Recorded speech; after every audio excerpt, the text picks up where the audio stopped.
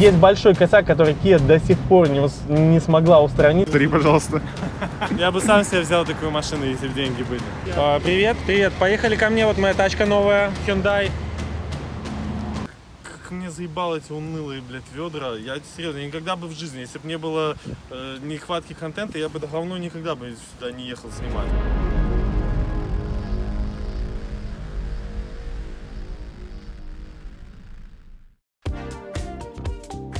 Ну что, Олесь, как там твой блогинг? Да хреново, слушай, Мерседес не ломается, машин никто на обзор не дает. Короче, сижу дома вообще. Скукота полнейшая, нечего снимать. О, подожди. Смотри.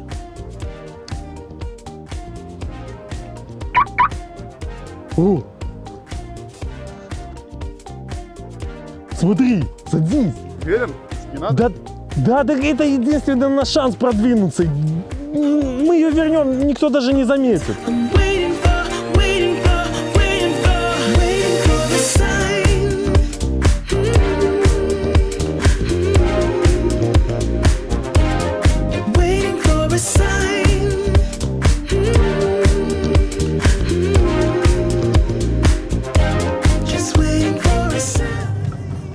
Слушай, я первый раз на самом деле в Hyundai. Мы уже тестировали Rapid, тестировали Polo, Logan. Вы можете посмотреть это по ссылкам, естественно. А у меня знакомый, слушай, пишет мне, говорит: Олесь, я в машинах вообще не волоку. Ты разбираешься? Порекомендуй мне машину за 7 тысяч, чтобы можно было вливать бензин, масло и вообще в нее не лазить.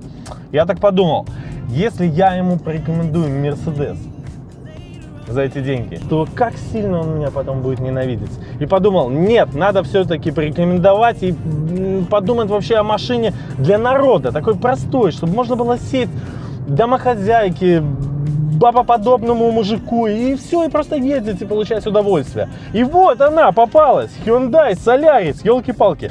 Короче, ты знаешь, эти машины, они начали производиться с 2010 года специально вот на наш рынок. И тогда, в те времена, почему не покупали Hyundai? Это то же самое, Kia Rio, Hyundai, это один и тот же концерт, те же самые двигателя, те же самые коробки, все одинаково, только морды другие, там, ну... Нет, то же самое, серьезно. Почему не покупали раньше машины там Hyundai, Kia корейские? Потому что они были уродливые, понимаешь, уродливые. А потом в те времена пришел к ним дизайнер из Volkswagen, который Audi рисовал. Ну что за такого, покурил там, короче, начал нормальные машины рисовать. И все, начали покупать.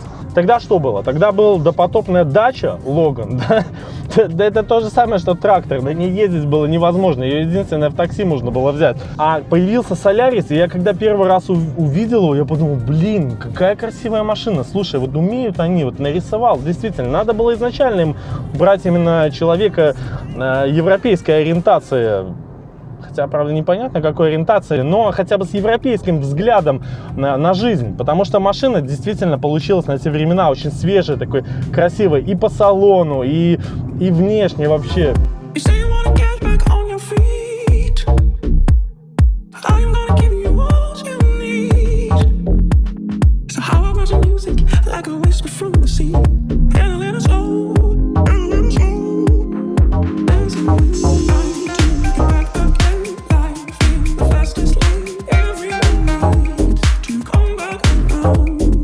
Так, устанавливалось два двигателя. 1.4, 107 лошадиных сил G4 FA и 1.6, 123 лошадиные силы G4 FC. Да, но не все, конечно, с этой машиной было хорошо. Я сейчас вам расскажу о основном косяке, который знают все владельцы Hyundai и никогда о нем не признаются. Значит, с этими двигателями есть один косяк, врожденный. Двигатель-то сам по себе хороший, простой, довольно-таки надежный, но вот тут стоит кат-коллектор, вот тут, и катализатор. Катализатор сам по себе сделан из очень дешевой керамики, очень качественной и хрупкой. И поэтому выхлопными газами он разбивается, растрескивается. И вот эта вся пыль керамическая, она обратной тягой, когда вы глушите машину, попадает под поршни и делает задиры. То есть, грубо говоря, вот этот весь абразив, он смешивается с маслом, и все. И вот все вкладыши, шейки, там, коренные и так далее, короче, цилиндры задирают. Снимаем кат-коллектор, разрезаем болгаркой Владелец еще не видел, что здесь. Не показывал? Смотри. Катализатор фактически уже разрушен. Часть керамики уже в любом случае всосала в цилиндры. Заглянув вот сюда, мы увидели жесть. Вот там огромная яма. Вот такая жуть предстала нашим глазам. Здесь просто отсутствует огромный кусок, в который помещается весь палец. По меткам он совпадает со вторым и третьим цилиндрами. Самые короткие трубы, прямые, первый, четвертый, еще потоки как-то успокаиваются. Вот сюда они бьют. Ну и здесь тоже все печально. И катализатор уже начинает разрушаться после 20 тысяч пробега, представляете? Поэтому, если вы купили эту машину каким-то образом, да, сразу же вырезайте катализатор и вставляйте пламя-гаситель, если вы не хотите попасть на капиталку. Вообще, эти моторы корейцы считают не ремонтопригодными, одноразовыми. То есть, они даже ремонтные поршни для них не производят. Но, конечно же, люди у нас научились их гильзовать, и все, и вы можете за $1000, в принципе, его отремонтировать, все поменять. Благо запчасти есть, благо они довольно-таки доступные по цене, и поэтому эти моторы как-то ходят. Но опять же с условием того, что если вы вырежете катализатор. По поводу коробки, значит, был механика и автомат, механика пятиступка, надежная как танк, любит у них выжимные подшипники выходить из строя, а так в принципе она более-менее нормальная. Автомат у них 4-ступенчатый, модернизированный от Mitsubishi, вообще только в путь, допотопные, архаичные, иногда тупит, но в общем все как надо. Все для владельцев Hyundai. По поводу подвески, ну, это классический Макферсон, 3 рычага, 2 сайлентблока, тут в принципе нечему ломаться абсолютно. Были, конечно, у них отзывные компании, потому что подвески и машины первых месяцев выпуска у них был конструктивный недочет, очень сильно виляла задница и даже заносила, то есть были заносы. На 120 км в час люди вообще просто, им было очень страшно, и даже тогда, когда у Hyundai спросили, почему у вас такая неуправляемая машина, они сказали, нефиг летать.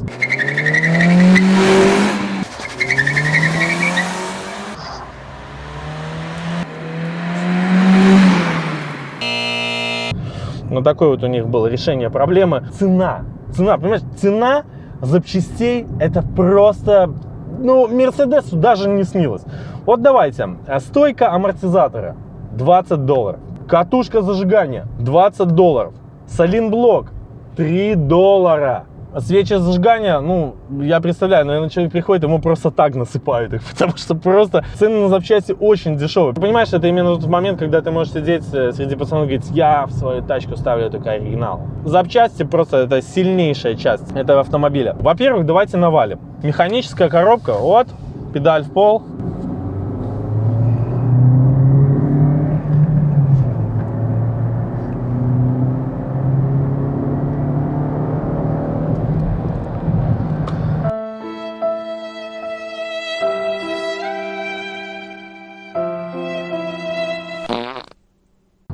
Меня обогнал, просто он ехал за мной, тошнил, я жал полностью педаль в пол, но он понял, что я не разгоняюсь, и меня обогнал.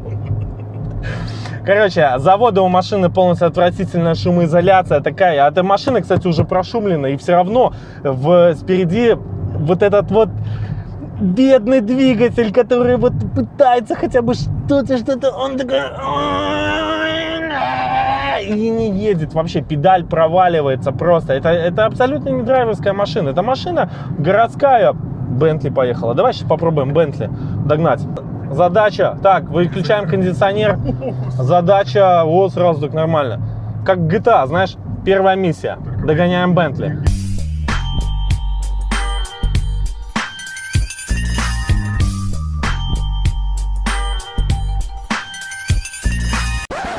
Ты видел номер у него первый?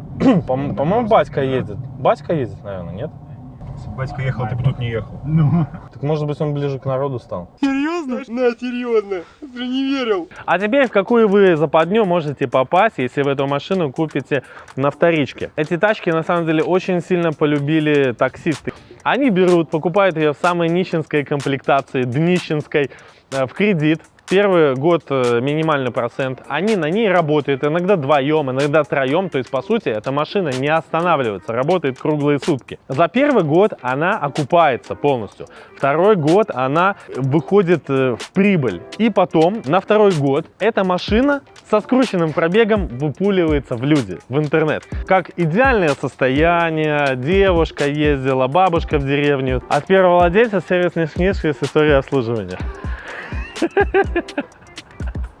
И счастливый владелец смотрит машине 2 года, большого пробега за это время, и покупает ее, и прилетает на капиталку двигателя и коробки. Вот вам и все. Потому что, естественно, никто ее не обслуживает по гарантии, она обслуживается в гараже, если даже и обслуживается. И то иногда не факт. И вот это вам лайфхак, как вы можете заработать, можете даже не благодарить. Ну и, соответственно, та проблема, с которой может столкнуться человек, если он купит ее на вторичке. Поэтому остерегайтесь машин в такси. Пробег очень большой, хотя год выпуска машины может быть маленький. Смотри, она максимально получается ликвидная, ее можно продать, ее любят. Запчасти дешевые, максимально надежная. И получается, что таксисты на ней работают и скидывают ее 2-3 года, все, они ее окупают полностью, скидывают, берут деньги, идут и новую машину в кредит. А ты занимаешься всеми теми проблемами, которые они после себя оставили. Вот так вот. То есть они поработали на ней, блядь, и себе одни проблемы оставили. Вот так. Поэтому остерегайтесь. Лучше всего брать такую машину новую с салона. Я видел, блядь, стоит 12-го года 60 тысяч пробег. Ёб твою, минимум машина за год, она 30 тысяч проезжает. Даже если она в гараже стоит, она 30 тысяч проезжает. Даже она сама по себе разлагается уже, понимаешь? И поэтому, ребят, абсолютно даже не факт, что если вы придете к официальному дилеру на трейд-ин, вы купите тоже машину полностью там. Поэтому вам нужно обязательно обратиться к специалисту, который прочитает ее компьютером, хотя бы посмотрит, что в блоках управления оригинальный пробег. Потому что скручивается он тут очень просто, как вы понимаете. Вот, даже вот они могут скрутить. А машина вам попадется с большими проблемами. Да, и чтобы не пропуканный салон тоже смотрите. И чтобы руль, если вы смотрите, что 60 тысяч пробега, а руль там затертый, поеденный собаками там и так далее, это все.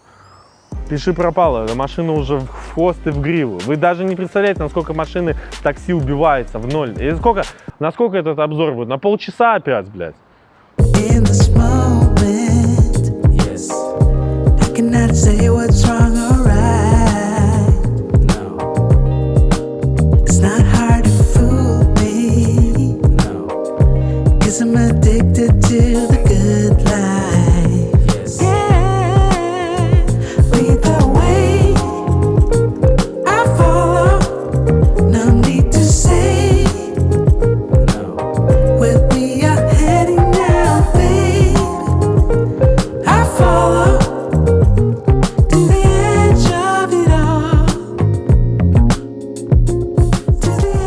Мне знаешь, вот, чем нравится Hyundai? Я на самом деле импонирует эта марка. Вот они, знаешь, они не выкаблучиваются на самом деле. Они делают вот машину, знаешь, вот есть люди, которые пользуются одноразовыми бритвами. Такими пластмассовыми, одноразовыми. Вот девчонки, пользуетесь?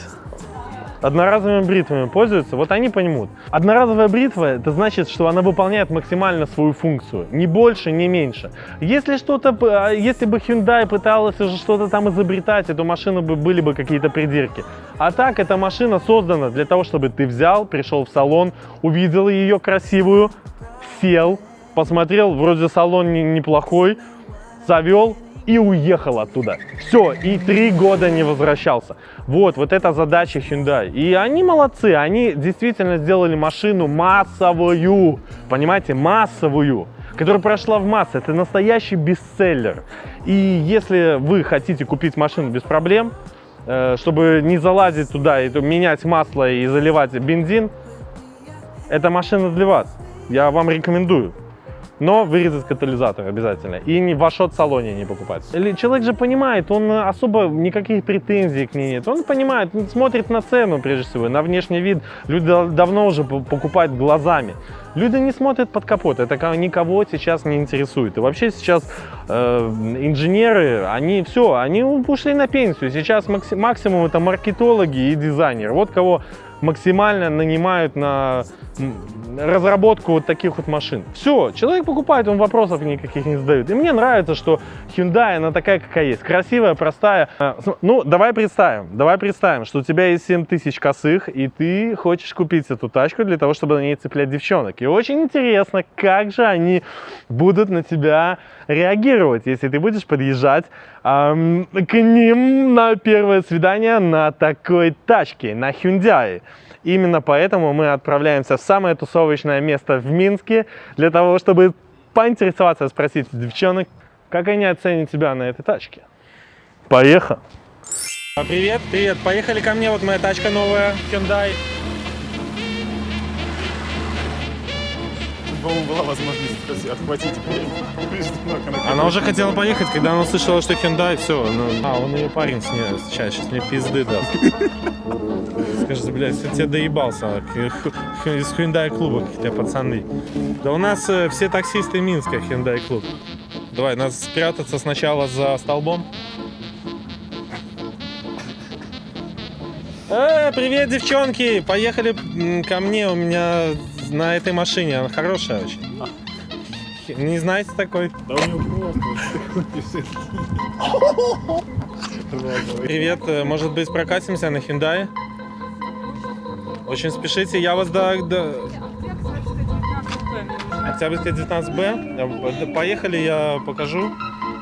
19 секунд разгон до сотни, это очень быстро будет. Но мне кажется, это в конце этой улицы. Далеко, где-то километров 6, так пешком не дойдете. 23, это далеко километров 6. То есть не получится, да? Hyundai не ваша марка? Нет, к сожалению, нет. Блин. Ноги моя марка. На первый день приглашаю проехаться на Hyundai Solaris. Все, заканчивай. Что бы ты делал, если кто-нибудь согласился? По-моему, сегодня у меня не получится просто. Ну, короче, какой вывод я могу сделать? Если ты купишь такую тачку, то, пацан, у тебя нет никаких вариантов. Вот и все.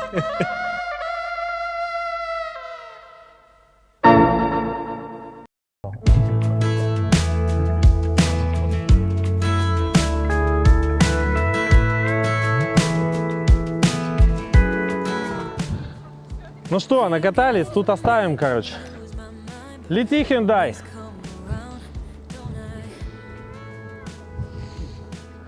Ну, слушай, ну научились же, да, узкоглазые делать. Но, знаешь, честно, я бы себе такую тачку не купил. Я бы за эти деньги взял бы какой-нибудь Mercedes, V8, ну, еще гараж, придачу. Поселился бы там. Ну, ты понимаешь, мы легких путей не ищем.